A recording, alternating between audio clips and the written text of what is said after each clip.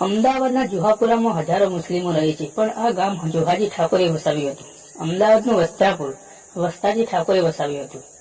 રાણાજી ઠાકોરે વસાવ્યું હતું. 1857ના સંગ્રામમાં સૌપ્રથમ તાજપુર ગામના રત્નાજી ઠાકોર અને રંગાજી ઠાકોર શહીદ થયા હતા. ખેડાના રાજા જીવાજી ઠાકોરે અંગ્રેજોની શરણાગતિ ના સ્વીકારી અને તેઓ વીરગતિ પામ્યા હતા. જીવાજી ઠાકોરની હાર થતા ત્યાં હજારો ઠાકોરોની અંગ્રેજોએ ફાંસીએ ચડાવ્યા હતા.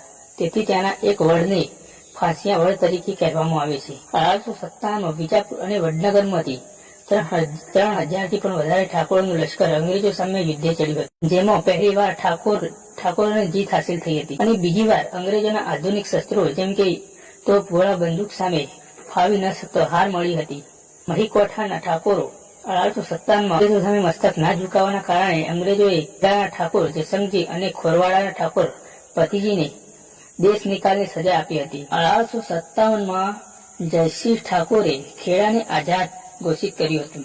1857ના સંગ્રામમાં ઠાકોરોની હાર થતો અંગ્રેજો તથા વડોદરા